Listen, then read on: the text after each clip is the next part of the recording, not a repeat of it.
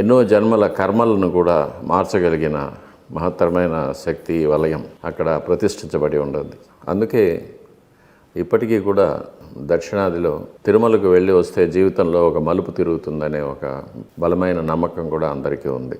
ఎందుకంటే చెడు కర్మల నుంచి నిష్కృతి లభిస్తుంది, పుణ్యం దాపురిస్తుందనే ఒక నమ్మకం. ప్రత్యక్షంగా కూడా అది అక్షర సత్యం. ఇది తిరుమల గురించి తెలియని విషయాలు. ఇక మూల విరాట్ అత్యంత సౌందర్యంతో కూడిన ఒక మహాపురుష లక్షణాలతో చతుర్భుజాలతో స్వామివారు వచ్చిన భక్తులకు తన పాదాలను శరణు పొందమని దక్షిణహస్తంతో చూపిస్తూ ఉంటారు. స్వామివారి దివ్యమైన ఆభరణాలు, పీతాంబరాలు, భుజకీర్తులు, కంకణాలు, అంగుళీకాలు, మెట్టెలు, ఉదరబంధం, సింహలలాటం, ప్రలంబ యజ్ఞోపవీతం అనే ఒక విశేషమైన యజ్ఞోపవీత ప్రవృత్తి, కంఠాభరణాలు, మకర కుండలాలు, శిరశ్చక్రం, వీటన్నిటితో కూడా సర్వాంగ సుందరంగా అలంకరించబడి ఉంటారు స్వామివారు. ఇదే కాకుండా శిల్పశాస్త్రంలో ఏ ఒక విధానికి కూడా చేరని ఒక భంగిమలో స్వామివారు మనకు దర్శనమిస్తూ ఉంటారు. ఇది కూడా ఒక విశేషం. మానవ నిర్మితమైన శాస్త్రాలకు అతీతంగా స్వామివారు కనిపిస్తూ ఉంటారు. ఇది తిరుమల క్షేత్రం గురించి. ఇక భక్తులు అక్కడ 2-3 క్షణాలు మాత్రమే ఉండి దేవాలయం నుంచి బయటకు అవసరంగా వచ్చేస్తుంటారు. కాబట్టి అక్కడ ఎవరిని ప్రశ్నించి తెలుసుకోగలిగిన అవకాశాలు లేవు. కాబట్టి చెప్పగలిగే వారు కూడా అక్కడ ఎవరు ఉండరు. కాబట్టి భక్తులు వారి వారి ప్రవృత్తికి తగినట్లుగా స్వామివారి గురించి ఎన్నో ఊహించుకుంటూ ఉంటారు. అవే ఎన్నో కల్పనలుగా బయట వస్తూ ఉంటాయి. స్వామివారి దేహం మెత్తగా ఉంటుందని, స్వామివారికి చెమట పడుతుందని, స్వామివారికి వెనుక వెంట్రుకలు ఉంటాయని, స్వామివారి నిర్మాల్యం పుష్పాలు స్వామివారి వెనక ఒక బిలంలో వేసేస్తూ ఉంటారని, స్వామివారి సన్నిధి దగ్గరగా సముద్రపు హోరు వినిపిస్తూ ఉంటుందని, ఇలా రకరకాలైన ఊహలు, కల్పనలు వినిపిస్తూ ఉంటాయి. అవన్నీ అబద్ధమని చాలాసార్లు నేను కూడా మీడియాలో చెప్పున్నాను. కాబట్టి ఇది అత్యంత సామాన్యమైన దేవాలయం భౌతికంగా, కానీ పారభౌతికంగా అలౌకికమైనది. ఈ భూమండలంలో కాకుండా ఈ అనంత విశ్వంలో ఎక్కడ లేనట్టి ఒక వరప్రసాది అయిన భగవంతుడు వెంకటేశ్వర స్వామి. వెంకటాద్రి సమం స్థానం బ్రహ్మాండే నాస్తికించినాత్. బ్రహ్మాండంలోనే ఎక్కడ వెంకటాచలం వంటి పవిత్రమైన క్షేత్రం లేదని, వెంకటేశ సమోదేవో న భూతో న భవిష్యతి అని, వరప్రసాది అయిన వెంకటేశ్వర స్వామిని పోలిన భగవంతుడు భూత భవిష్యత్ వర్తమాన కాలాల్లో ఎక్కడా లేదని పురాణాల్లో కూడా చెప్పబడి ఉంది. కాబట్టి ఇది అక్షర సత్యం. అది స్వామివారి దగ్గర స్వామివారిని ఒక్క క్షణం స్వామివారి ముందు నిలబడిన వారికి ఇప్పుడు నేను చెప్పిందంతా అర్థమవుతుంది. గురుజీ, చాలాసార్లు జనాలంతా అనుకునేది ఏంటంటే ప్రపంచంలో ఎన్నో ప్రసిద్ధిగాంచిన ఆలయాలు ఉన్నాయి, కానీ శ్రీ వెంకటేశ్వర స్వామికే అంత ప్రసిద్ధి ఎలా వచ్చింది? ఈరోజు ప్రపంచంలోనే ధనిక ఆలయంగా కూడా పిలువబడుతుంది. సో అది ఎలా టర్నింగ్ తీసుకుంది? అంటే ఆ రోజు స్వయంగా వెలిసిన స్వయంభూ ఆలయం నుండి ఈరోజు ఇంత ధనిక ఆలయంగా పిలువబడుతుంది. ఇది ఎలా సాధ్యమైంది స్వామి? అది స్వామివారు భక్తులకి ఎవరెవరికి ఏమేమి అనుగ్రహం చేస్తారో మనకు తెలియదు. ఒక్కొక్క భక్తుడికి స్వామివారు ఏదో విధంగా అనుగ్రహం చేసి ఉంటారు. ప్రతి భక్తుడి దగ్గర ఒక కథ ఉంటుంది, స్వామివారు తనకి ఇది చేశారని. ఇప్పుడు కొండ మీద 70,000 మంది భక్తులు ఉంటే మీరు వెళ్ళి వాళ్ళని పలకరిస్తే 70,000 కథలు దొరుకుతాయి మీకు. కాబట్టి తిరుమలకు వచ్చి వట్టి చేతులతో వెళ్ళిన వారు ఎవరు లేరు. స్వామివారు అనుగ్రహం ప్రతి వారికి ఇస్తూనే ఉంటారు. స్వామివారి స్వయంగా స్వామివారి మాటల్లో చెప్పాలంటే బ్రహ్మాది దేవతలకు ఒక వాక్కు ప్రదానం చేస్తారు. నేను ఈ శ్వేతవరాహ కల్పం చివరి వరకు సాక్షాత్ వైకుంఠంలో ఎలా ఉంటానో అదే వైభవంతో ఈ వెంకటాచల పర్వతాల్లో వెలిసి ఉంటాను. ఇక్కడ ఒక భ్రమను కల్పిస్తాను. ఆ భ్రమను చూసి భక్తులందరూ ఇదే భగవంతుడు అనుకొని అల్పమైన కోరికలు కోరుతూ ఉంటారు. వాళ్ళకి ఆ కోరికలను నేను అనుగ్రహించి వాళ్ళని పంపించేస్తూ ఉంటాను. వాళ్ళు మళ్ళీ కోరికలతో వస్తూ ఉంటారు, మళ్ళీ తీర్చి పంపిస్తూ ఉంటాను. ఏ కోటిలో 10 కోట్లలో ఒక్కడు వస్తాడు. వాడు ఆ భక్తుడు నాకు నువ్వే కావాలి అంటాడు. అటువంటి భక్తుడిని నేను చేరదీసి నా పాదాల దగ్గర ఉంచుకొని జీవితాంతం కాపాడి చివరికి నాలోకి నేను ఐక్యం చేసుకుంటాను. ఆ భక్తుడు ఒక్కడే ఆ భ్రమను వీడి నేను వైకుంఠంలో ఎలా ఉంటానో ఆ దర్శనం చేసుకోగలడు నా అనుగ్రహం వల్ల. కాబట్టి అటువంటి భక్తుడు ఎప్పుడో యుగానికి ఒక్కడు వస్తున్నాడు అని స్వామివారి మాటలతోనే చెప్పింది. కాబట్టి భక్తులు తమ కోరికలు తీరగానే స్వామివారికి ఒక కృతజ్ఞత చెప్పే విధంగా వాళ్ళకి తోచిన కానుకలు కానీ వాళ్ళు వేడుకున్న విధంగా కానీ మొక్కుకున్న విధంగా కానీ ఏదో విధంగా స్వామివారికి కానుకలు సమర్పించుకుంటూ ఉంటారు. కాబట్టి ఎక్కువ మంది భక్తుల కోరికలు తీరుతూ ఉంది కాబట్టి ఎక్కువ కానుకలు వస్తూ ఉంటాయి స్వామివారికి. గురుజీ, యాక్చువల్లీ ప్రపంచంలో ఇన్ని ఆలయాలున్నా శ్రీ వెంకటేశ్వర ఆలయానికి మాత్రమే ఎందుకు ఆ ధనిక ఆలయంగా పేరు వచ్చింది అని అంటే ఏం చెప్తారు? అదే స్వామివారికి భక్తులు ఎక్కువ. ప్రపంచంలో చాలా ఆలయాలు ఉన్నాయి కదా స్వామి, అన్నిటికీ కూడా అలా రావచ్చు. వాళ్ళ కోరికలు తీరాలి కదా. అచ్చా. సో అత్యధిక ఇక్కడ తీరినట్టుగా ఎక్కడ తీరదు కదా. వెంకటేశ్వర స్వామి వారు ఉన్నారంటారు. ఇక్కడ కోరికలు తీరినట్టు ఇంకో ఏ క్షేత్రంలోనూ తీరదు. అందువల్ల స్వామివారి కానుకలు ఎక్కువ వస్తూ ఉంటాయి. అదే కారణం, ఇంకేం కారణం లేదు. స్వామివారికి వెంకటాద్రి అని, నీలాద్రి అని, అంజనాద్రి అని ఇలా ఎన్నో పేర్లు ఉన్నాయి. ఇలా ఎందుకు అండ్ ఎన్ని పేర్లు ఉన్నాయి దాని గురించి కొద్దిగా. అది స్వామివారు అనుగ్రహించిన భక్తుల యొక్క పేర్లతో ఆయా పర్వతాలు వెలిసి ఉంటాయి. అంజనాదేవిని అనుగ్రహించినందువల్ల అంజనాద్రి అని, గరుత్మంతుడు ఆదిశేషుడు ఇద్దరు వైకుంఠం నుంచి ఆ క్రీడా పర్వతాన్ని ఇక్కడ తీసుకొచ్చిన దానివల్ల గరుడాద్రి అని, శేషాద్రి అని, నీలుడనే వానరుడు తపస్సు చేసి మోక్షం పొందినందువల్ల నీలాద్రి అని, వృషభాసురుడిని సంహరించిన దానివల్ల అతని కోరిక మీద ఆ కొండకు వృషభాద్రి అని, దేవతలందరూ నివసించడం వల్ల వృషాద్రి అని, ఇలా రకరకాల పేర్లు. ఇవే కాకుండా ఈ 7 పేర్లే కాకుండా తిరుమలకు దాదాపు ఒక 30 కారణాంతరాల వల్ల ఏర్పడిన పేర్లు ఉన్నాయి. ఒక్కొక్క యుగంలోనూ వెంకటాచల పర్వతాలను ఒక్కొక్క పేరులో పిలిచేవాళ్ళు. అలాంటివి చాలా ఉన్నాయి. గురుగారు, ఇప్పుడు మనం ప్రజెంట్ కలియుగంలో ఉన్నాం. కలియుగంలో ప్రపంచం అంతా అంతమైపోతుందని ఇటు గీత కానీ లేదా బైబిల్ కానీ లేదంటే ఖురాన్ కానీ ఏ మత గ్రంథాన్ని చూసినా కూడా తొందరలో సృష్టి అంతా కూడా నాశనం అయిపోతుంది అని చెప్తూ ఉంటారు. ఎంతవరకు నిజం ఇది? కలియుగంతో అంతం కాదు, యుగం అంతమవుతుంది అంతే, ప్రపంచం అంతం కాదు. కలియుగం అంతమవుతుంది, మళ్ళీ కృతయుగం ప్రారంభమవుతుంది. కలియుగాంతంలో 7/6 మంది చనిపోతారని, 7/1 మాత్రం బ్రతుకుతారని, అది పుణ్యాత్ములు, యోగులు, సిద్ధులు, మహర్షులు, ఆధ్యాత్మిక చింతన, నిజమైన ఆధ్యాత్మిక వేత్తలు, దైవభక్తులు వీళ్ళు మాత్రం జీవిస్తారని, వీళ్ళతోనే కృతయుగం మళ్ళీ ప్రారంభమవుతుంది. ఓకే స్వామి, ఇప్పుడు బైబిల్ ప్రకారంగా చూసినా ఖురాన్ ప్రకారంగా చూసినా ఈ భూమి అనేది దేవుడు అనేవాడు సృష్టించాడు, ఈ ఆకాశాన్ని కూడా దేవుడే సృష్టించాడు అని అంటారు. వాళ్ళ గ్రంథం ప్రకారంగా మొదటి మానవుడు ఆదాము, హవ్వ అని అంటారు. సో మన గ్రంథం ప్రకారంగా మొదటి మానవుడు ఎవరు, ఆకాశాన్ని సృష్టించింది ఎవరు, భూమిని సృష్టించింది ఎవరు అని అంటే ఏం చెప్తారు? పంచభూతాలు కూడా మహావిష్ణువు నుంచే ఉద్భవించిందని ఉపనిషత్తులు చెప్తుంది. తర్వాత బ్రహ్మ మానస పుత్రుడుగా పుట్టిన మను అనే దేవత, అతని సంతతి వారు మానవులు అంటారు. అలా మనువులు ఒక్కొక్క మన్వంతరంలో ఒకరొకరు వస్తారు, వారి సంతతి వారు భూమిలో ఉంటారు అన్నమాట. అతను ప్రజాపతులు అంటారు వాళ్ళని, వాళ్ళ నుంచే మానవులు సృష్టింపబడుతూ ఉంటారు. ఏడుకొండలవాడ వెంకటరమణ గోవింద గోవింద అని అంటారు. అలాగే ఆపద మొక్కలవాడ వెంకటరమణ గోవింద గోవింద అని అంటూ ఉంటారు. వీటికి ఉన్న అర్థాలేంటి స్వామి? ఆపద మొక్కుల వాడంటే స్వామివారు, ఇప్పుడు మనం తిరుమలలో చూస్తూ ఉంటాం, నిలువు దోపిడి అని ఒక ప్రార్థన ఉంటుంది.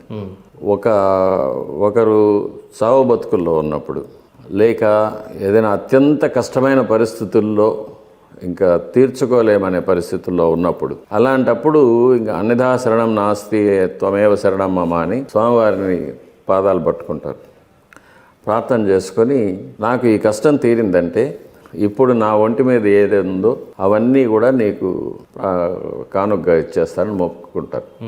అలాంటి సమయంలో వారి కష్టాలు తీరిపోతుంది. అప్పుడు వాళ్ళ ఒంటి మీద ఏదేది ఉన్నాయో, నగలు కానీ, చీర కానీ, మాంగళ్యం కూడా, తాళిబొట్టు కూడా స్వామివారికి తీసుకొచ్చి సమర్పణ చేసేస్తారు.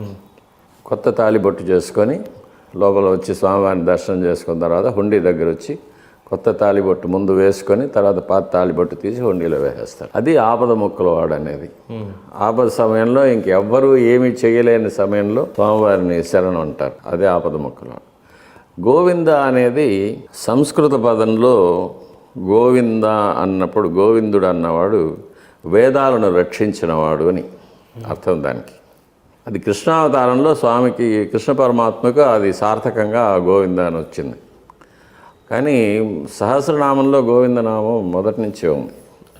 అది వేదాలను రక్షించిన వాడని. కృష్ణ పరమాత్మగా గోవింద అంటే గోవులను పాలించిన వాడని. స్వామి, ఒక చిలిపి ప్రశ్న ఏంటంటే, ఏదైనా వస్తువు పోయినప్పుడు కానీ లేకపోతే అనుకున్న పని జరిగినప్పుడు అయిపోయిందా కాలేదా అని అంటే ఇంకా గోవిందేనా అంటారు, గోవిందా అంటారు, లేదంటే స్వామివారికి చేరిపోయిందని అర్థం.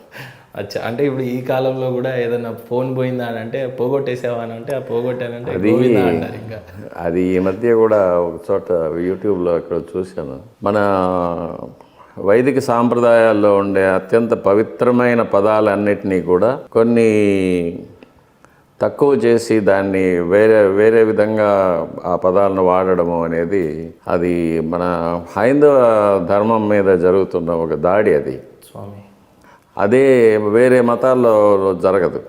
మన మతాల్లోనే మన వాళ్ళే మనమే వాడుతూ ఉంటాం అట్లాంటి పేర్లు. అది కలిధర్మం అంతే, అందుకన్నా ఇంకేం చెప్పలేము. ఆ కలియుగంలో ఇటువంటివి అప్రాచ్య పనులు, అపచారాలు, అపరాధాలు ఎక్కువగా ఉంటాయి. దైవ దూషణ, వేద దూషణ ఇవన్నీ ఎక్కువగా ఉంటుంది. సో దీని గురించి చాలా యంగ్స్టర్స్ తెలుసుకోవాలని కోరుకుంటున్నా దీని గురించి అయితే. ఎందుకంటే ఏదైనా పోతే గోవిందా అని సరదాగా అది మన పెద్దవాళ్ళు, ప్రాచీనులైన మన మహర్షులు వాళ్ళు కానీ వాళ్ళందరూ కూడా ఈ పదాలన్నింటినీ కూడా వేదాల్లో నుంచి తీసి మనకు అప్పచెప్పారు. వాటిని అత్యంత పవిత్రమైన పరిస్థితుల్లో వాడుతూ ఉంటాం. అటువంటి దాన్ని ఇటువంటి నీచమైన కార్యాలకు, నీచమైన సందర్భాల్లో వాడడం అనేది ఒక మహాపాపం. స్వామి, ఇంత ప్రసిద్ధి చెందిన శ్రీ వెంకటేశ్వర ఆలయానికి మీరు ప్రధాన అర్చకులుగా కావటం అసలు ఎలా జరిగింది స్వామి? అది స్వామివారి అనుగ్రహం అంతే, స్వామివారి సంకల్పం.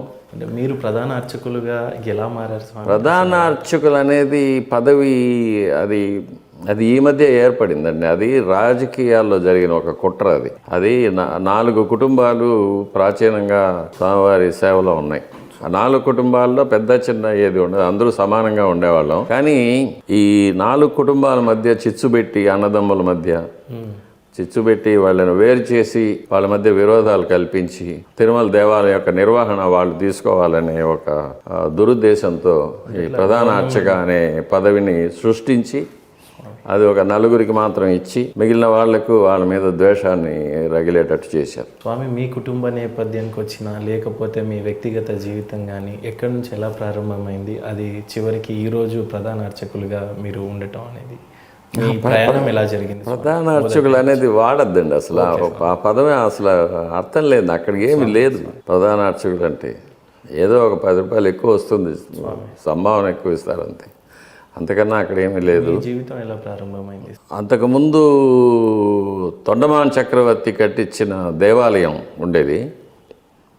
అది కొన్ని నైసర్గిక వైపరీత్యాల వల్ల భూగతమైపోగా స్వామివారి యొక్క బింబం కూడా భూగతమైపోయి ఉంటుంది. అప్పుడు కొన్నేళ్ల తర్వాత ఆ సమీపంలో ఒక వేణుగోపాల స్వామి ఆలయంలో ఉండే అర్చకులు గోపీనాథులు అని పేరు ఆయనకు స్వామివారు స్వప్నంలో కనబడి ఇలా కొండ మీద స్వామి పుష్కరిణి తీరానికి దక్షిణ నైరుతిలో ఒక సంపంగి వృక్షము, తింత్రిణి వృక్షం 2 ఉన్న చోట కింద చీమల పుట్టలో నేనున్నాను, నన్ను బయటికి తీసి అదే చోట ప్రతిష్ఠించవలసిందని స్వామివారు ఉత్తర్విస్తారు. అలాగే ఇంకొక గ్రామంలో ఉన్న రంగదాస్ అనే ఒక యాదవుడికి కూడా అదే స్వప్నం వస్తుంది. అప్పుడు వాళ్ళిద్దరూ వాళ్ళ ఊర్ల నుంచి బయలుదేరి తిరుమలకు వచ్చి స్వామి పుష్కరిణి దగ్గర కలుసుకుంటారు. అప్పుడు ఒకరికొకరు చెప్పుకుంటారు, నాకు ఇట్లా కల వచ్చిందని. అప్పుడు వెతికి ఆ విగ్రహాన్ని ఎక్కడుందో చూసి నీలగోక్షీరధారా భువే నమః అని స్వామివారికి కపిలగో యొక్క పాలు కుండలతో తీసుకొచ్చి ఆ పుట్టపైన పోసినప్పుడు ఆ మట్టి కరిగిపోయి స్వామివారి విగ్రహం బయట వస్తుంది. దాన్ని అక్కడే భరద్వాజ మహర్షి చేత వైఖానస ఆగమ రీతిగా ప్రతిష్ఠ చేయించారు. అప్పటి నుంచి వైఖానస ఆగమ ప్రకారంగా స్వామివారికి నిత్య ఆరాధనలు జరుగుతుంది. ఆయన గోపీనాథులు అని ఆయన వైఖానస అర్చకులు. ఆయన వంశంలో అప్పటి నుంచి ఈ రోజు వరకు మేము 4 కుటుంబాలుగా ఉండి స్వామివారి కైంకర్యాలు వైఖానస ఆగమ రీతిలో చేస్తూ ఉన్నాం. కళలు అంటే ఏంటి, పీడ కళలు అంటే ఏంటి, అసలు దీనికి ఉన్న సందేహం ఏంటి స్వామి? ఇది ఒక సినిమా లాగా వస్తుంది, ఒక 3Dలో పడుకోగానే మళ్ళీ లేగగానే మర్చిపోతూ ఉంటాం స్వామి.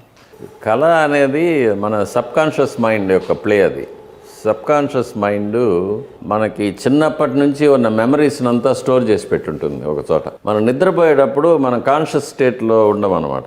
స్వామి కాన్షియస్ స్టేట్లో ఉండము, అప్పుడు సబ్కాన్షియస్ మైండ్ యాక్టివ్ అయిపోతుంది. సబ్కాన్షియస్ మైండ్ యాక్టివ్ అయినప్పుడు ఆ పాత జ్ఞాపకాలను అన్నిటినీ తీసుకొని దాన్ని ప్లే చేస్తూ ఉంటుంది. ఓకే. అలా మనం ఇప్పుడు మన వీడియోలో మనం మొబైల్ ఫోన్లో ఎట్లా స్క్రోల్ చేస్తాము, ఓకే, వెతుకుతూ ఉంటాం కదా మనకు కావాల్సిన సబ్జెక్టు, అట్లా స్క్రోల్ చేసేలాగా సబ్కాన్షియస్ మైండ్ అలా చేసి దాన్ని ప్రొజెక్ట్ చేస్తూ ఉంటుంది.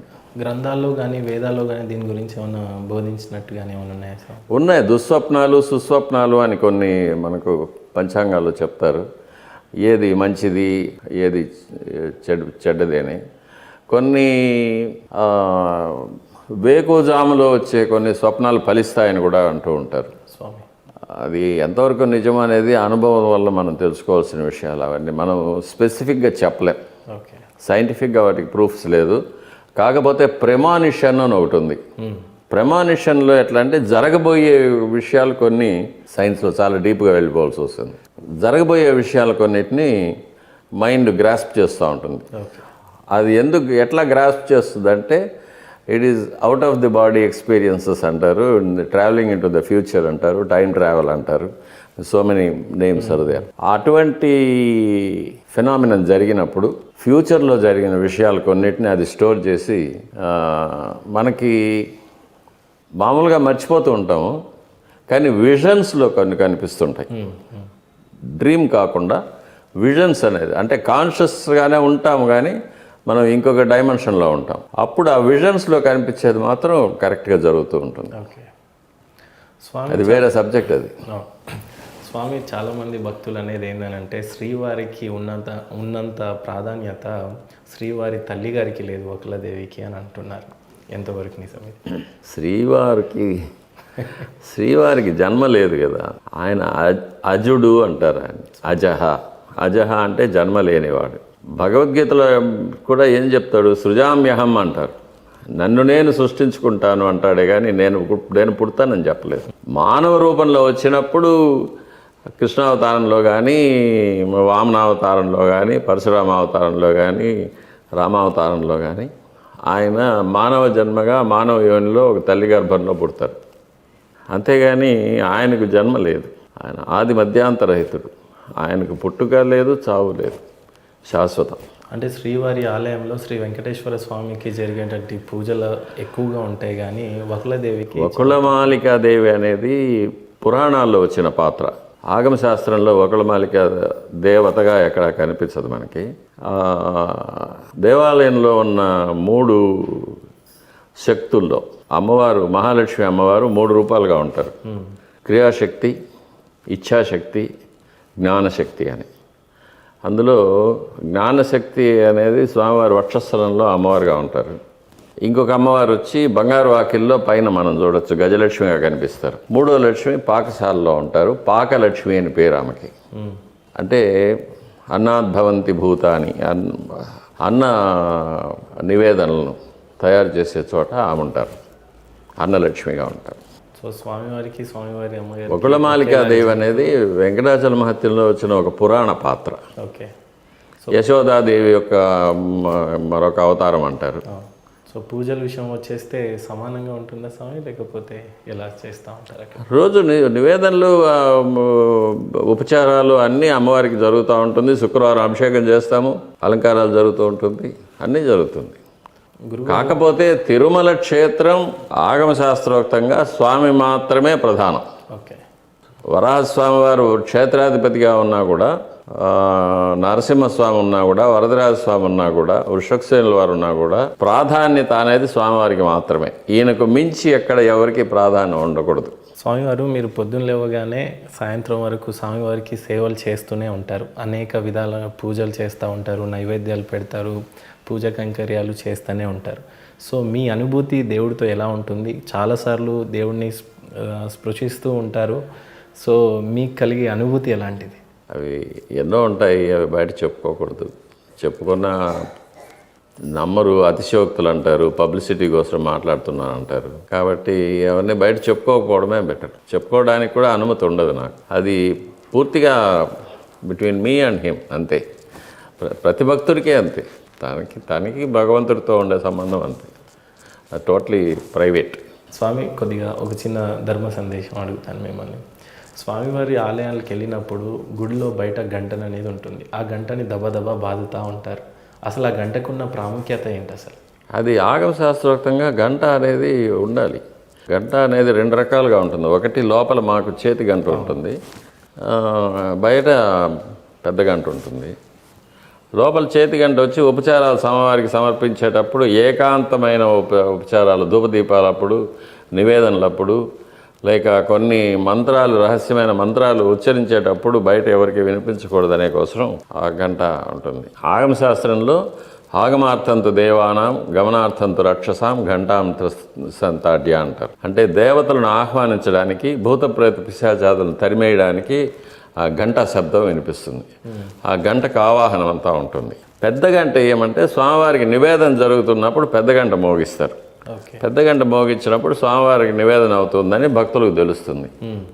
ఎంతోమంది భక్తులు స్వామివారి నివేదన తర్వాతే భోజనం చేస్తుంటారు. కాబట్టి అది తర్వాత దర్శనం కోసం మనం కాచుకొని ఉండాలి. దర్శనం ఇప్పుడు లేదనేది వాళ్ళకి తెలుస్తుంది. ఓపికగా కాచుకొని ఉంటారు వాళ్ళు. అందుకు గంట. తిరుపతి బాలాజీ టెంపుల్కి వస్తున్నప్పుడు చాలామంది అనుకునేది ఏంటంటే విఐపీలకైతే సపరేట్ ఒక మార్గం ఉంటుంది, రిఫరెన్సెస్ పైన ఒకలాగా భక్తులకు ఒక దారి ఉంటుంది. అంటే డబ్బు ఉన్న వాళ్ళకి ఒక విధంగా, పేదవాడికి ఒకలాగా అనేది చిన్నగా బాధపడుతూ ఉంటారు. దీని గురించి నేను మాట్లాడకూడదు. ఎందుకంటే ఇది ఆగమ శాస్త్రానికి సంబంధించింది కాదు, ఇది అడ్మినిస్ట్రేషన్కి సంబంధించింది. కాబట్టి దీనిపైన కామెంట్ చేయాలి. I'm not an administrator.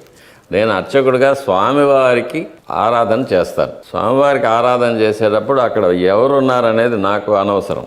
ఒక్క భక్తుడున్నా సరే, 1,00,000 మంది భక్తులున్నా సరే, ఆ ఒక్క భక్తుడు కూడా లేకపోయినా సరే, ఆ వచ్చిన ఒక్క భక్తుడు మహారాజా, చక్రవర్తి, మంత్రి, సీఎం, ప్రైమ్ మినిస్టర్, ఆఫీసర్ అనేది నాకు అనవసరమైన విషయం. నాకు యజమాని భగవంతుడు. కాబట్టి ఆయనకు మంత్రలోపం లేకుండా, క్రియాలోపం లేకుండా, భక్తి లోపం లేకుండా, ద్రవ్యలోపం లేకుండా, ఆయనకు సంపూర్తిగా ఏకాగ్రతతో నా మనసు ఇటువైపు రాకుండా, భక్తుల వైపు రాకుండా, భగవంతుడి వైపు మాత్రమే మనసు ఉంచి ఆయన మీద పూర్తి భక్తితో స్వామివారికి ఉపచారాలు చేయడం, స్వామివారి కైంకర్యాలు చేయడం మాత్రమే నా డ్యూటీ. బయట ఏం జరుగుతుందనేది నాకు సంబంధం లేని విషయం. స్వామి, మీరు దేవుడికి ఎక్కువ భయపడతారా, దయ్యానికి ఎక్కువ భయపడతారంటే ఏం చెప్తారు? భగవంతుడు ఉన్నాడని నాకు తెలుసు కాబట్టి భగవంతుడికి భయపడతాను. దెయ్యాలు ఉన్నాయన్నది నాకు తెలియదు కదా, నేను ఎప్పుడు చూడలేదు. అవన్నీ భగవంతుడు అన్నిటికన్నా ఉన్నతమైన శక్తి. అది ఉన్నప్పుడు ఇంకా మిగతావే ఉండవు. భయపడాల్సిన పని ఏం లేదు. ఎందుకంటే మనం అపచారం చేసినప్పుడు, తప్పు చేసినప్పుడు భయపడతామే కానీ మా ఇంట్లో మా తాతగారితో ఉన్నట్టే ఉంటాం మేము మా స్వామితో. మా రిలేషన్షిప్ తాత మనవడిలాగా ఉంటుంది. కాబట్టి భయపడాల్సిన, తాత దగ్గర మనవడు భయపడ్డు. ఓకే. కాబట్టి మా రిలేషన్షిప్ అలాగే ఉంటుంది. మేము తాతగారితో ఆర్గ్యూ చేస్తాము, కోపం చేసుకుంటాము, బతిమలాడుకుంటాము. వెళ్ళేటప్పుడు ఊరికి వెళ్ళి వస్తానని చెప్పేసి వస్తాను. వెళ్ళిన తర్వాత బాగున్నావా అని అడుగుతారు. గుడికి వెళ్ళినప్పుడు ఇన్ని లక్షల మంది భక్తులు వెళ్తున్నారు కదా, నాకు ఇది కావాలి అది కావాలని అడుగుతారు కదా. ఏ ఒక్క భక్తుడైనా స్వామి మీరు బాగున్నారా, మీకు నైవేద్యం జరిగిందా, నైవేద్యం తృప్తిగా ఉండిందా, రుచిగా ఉండిందా, మీకు విశ్రాంతి దొరికిందా, ఎవరైనా అడుగుతారా? అడిగారు స్వామి. తనకు కావాల్సింది మట్టుగా అడుగుతారే కానీ మేము అడుగుతాం, ప్రతిరోజు అడుగుతాం స్వామి దగ్గరికి వెళ్ళి. అది నాకు భగవంతుడికి ఉన్న రిలేషన్షిప్. అది ఇది ఇంకేది కావాలని అడగను. అంతటి మహాభాగ్యమే మీకు దక్కినప్పుడు ఇంకా బహుశా అంతకు మించి అందరికీ ఉంటుంది అది. Everybody should develop that type of affinity towards god. స్వామి, చాలామందికి ఒక్కొక్క దేవుళ్ళు ఒక్కొక్కటి చాలా ఇష్టం ఉంటుంది. శ్రీరామచంద్రుడు అంటే ఒక ఇష్టం ఉంటుంది, శివుడు అంటే ఒకటి ఉంటుంది. అలా వెంకటేశ్వర స్వామిలో మీకు బాగా నచ్చిన విశేషం? అంతా ఒకటే. అది రాముడి గర్భాలయంలో రాముల వారు ఉన్నారు, కృష్ణస్వామి ఉన్నారు. అంటే ఆ ఘట్టంలో ఒక్కొక్క ఘట్టంలో ఉన్నప్పుడు ఆయనే ఈయన అనేది తెలిసిపోతుంది. ఆయనే ఈయన అని తెలిసిన తర్వాత మళ్ళీ ఏముంది? అన్నీ ఆయనే అయినప్పుడు ఏది మీకు బాగా నచ్చుతున్న ఘట్టాలు ఉంటాయి కదా స్వామి కొన్ని. శ్రీరాముడు వారు సీత విషయంలో ఉంటుంది, శివుడు అవన్నీ లీలలు. లీలలు తెలిసి జరిగేవి అవన్నీ. ఆయనకి తెలియకుండా జరిగిందే కాదు కదా. కాబట్టి లీలలు కాబట్టి దాని గురించి మనం పెద్దగా దాన్ని మనం విమర్శించాల్సిన పని, లేకపోతే దాన్ని తరచి చూడాల్సిన అవసరం ఉండదు. ఎందుకంటే ఆయనే అంతా, ఆయన సంకల్పమే అంతా జరుగుతూ ఉంటుంది. స్వామి, చాలా ఇంపార్టెంట్ అయిన విషయం ఏంటంటే తిరుమల తిరుపతి దేవస్థానం అనగానే అందరికీ బాగా గుర్తుకొచ్చేది తల వెంట్రుకలు. సో అది ఎందుకు సమర్పిస్తారు, ఎన్ని రోజులు ఇంకా సమర్పించాలి అలా? ఎందుకంటే అది అప్పుగా అని వింటూ ఉంటాం. అదేమీ లేదు. తల వెంట్రుకలు అనేది ఒక మనిషికి, ప్రతి మనిషికి, స్త్రీలకైనా పురుషులకైనా అందాన్ని ఇచ్చే ఒక విషయం. కాబట్టి దాన్ని స్వామివారికి సమర్పించుకుంటే తన యొక్క సౌందర్యాన్ని, అందాన్ని స్వామివారికి సమర్పించుకుంటున్నాం అనేది ఒకటి. వెంట్రుకల్లో మనం చేసిన పాపాలన్నీ నిక్షిప్తమై ఉంటుందనేది. అందువల్ల మనం చేసిన పాపాలన్నీ కూడా స్వామివారికి సమర్పించేసుకొని పుణ్యం సంపాదించుకుంటామనేది ఆ వెంట్రుకలు వచ్చేసేది.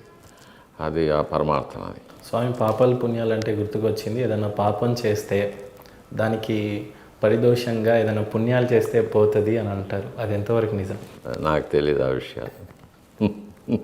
పాపం అనేది తెలిసి చేయడం మహాపాపం. సారీ, తెలియకుండా చేస్తే అపచారం, తెలిసి చేస్తే మహాపాపం అవుతుంది.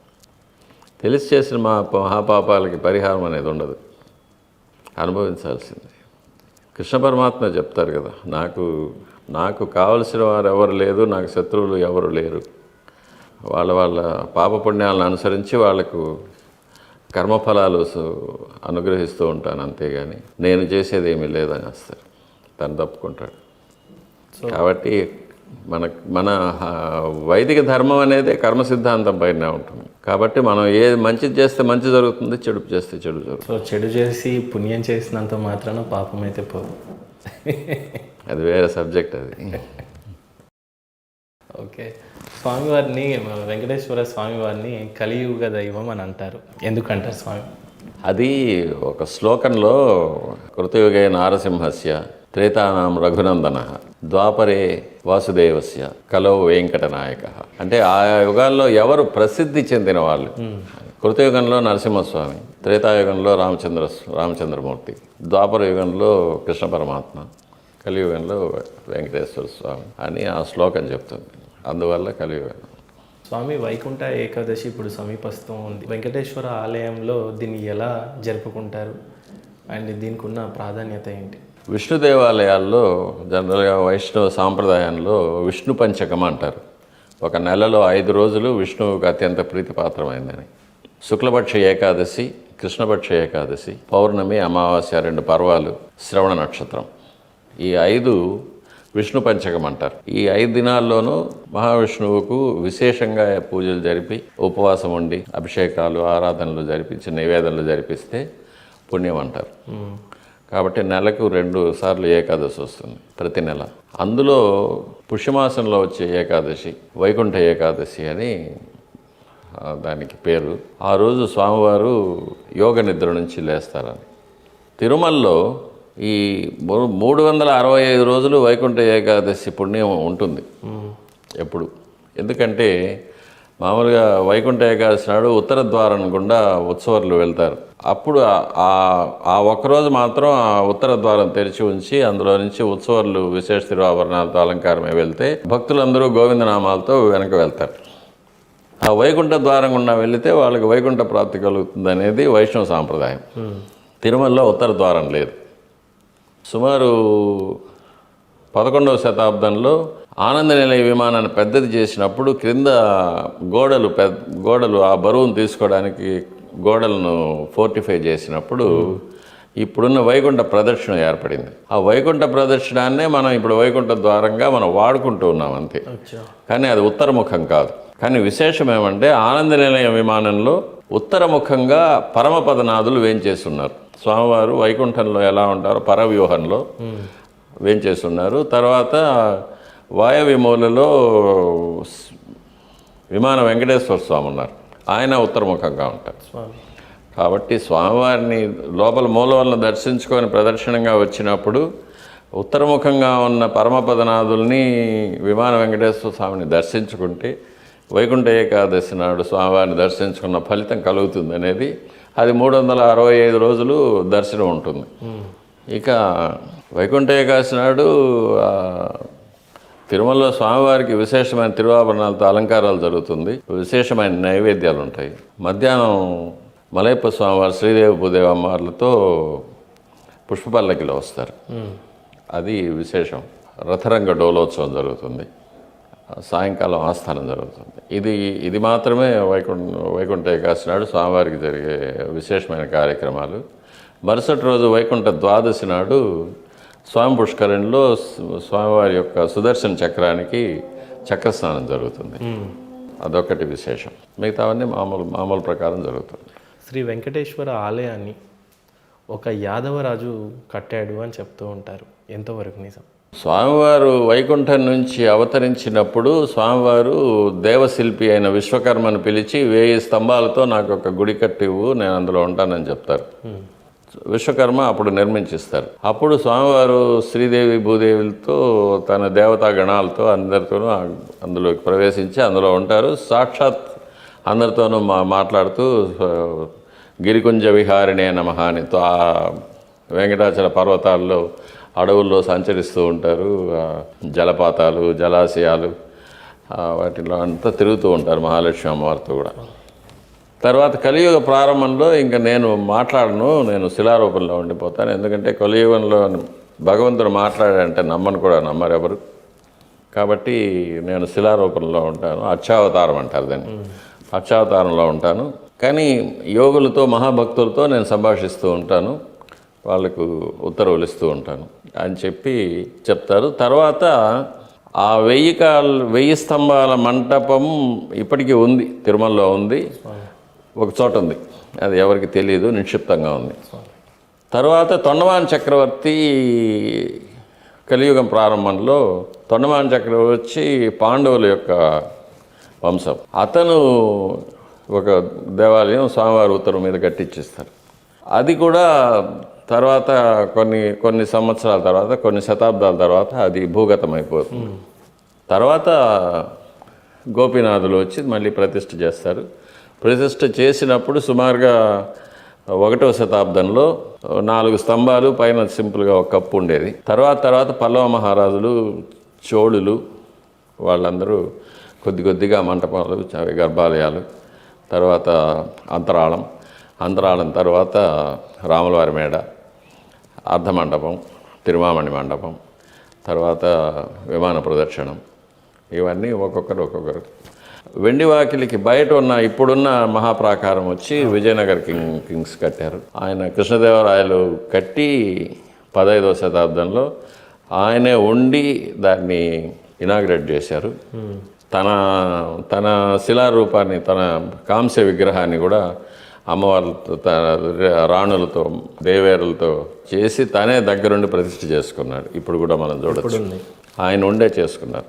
ఆ ముహూర్తం అంతా కూడా ఉంది. అది ఎక్కువగా విజయనగర కింగ్స్, తిరుమల రాయ మంటపం, రంగనాయకుల మంటపం, అవన్నీ కూడా విజయనగర రాజులు కట్టినవి. చిన్న సారాంశం ఒక 2 లైన్లో చెప్పాలి అని అంటే, మహాభక్తులు అనుకుంటే ఆయన చెప్పారు కదా, మహాభక్తులతో నేను మాట్లాడతానని చెప్పారు కదా, స్వామి చెప్పారు. కాబట్టి జరుగుండొచ్చు. ఏమైనా ఆధారాలు కానీ కనీసం నిజమా స్వామి అని నమ్మొచ్చా? అది నిజమా అబద్ధమా అని ప్రశ్నించేంత యోగ్యత మనకు లేదు. స్వామి వాళ్ళు మహాభక్తులు, వాళ్ళ గురించి మనం మాట్లాడడం, నమస్కారం పెట్టుకోవాల్సిందే. కానీ వాటినన్నీ మనం విశ్లేషించకూడదు, విశ్లేషించే అర్హత మనకు లేదు. స్వామి ఏ అప్పుడు కాదు, ఇప్పుడు కూడా జరుగుతుంది అది, ఈ రోజు కూడా జరుగుతుంది. పాచికల్ పాచికలే కాదు, ఎన్నో రకాలుగా స్వామివారు కనిపిస్తూ ఉంటారు, మాట్లాడతారు, ఏదో చేస్తుంటారు. ఆయన చేసే పనులు ఆయన చేస్తున్నారు, అది వాళ్ళకి మధ్య బయట చెప్పుకోరు.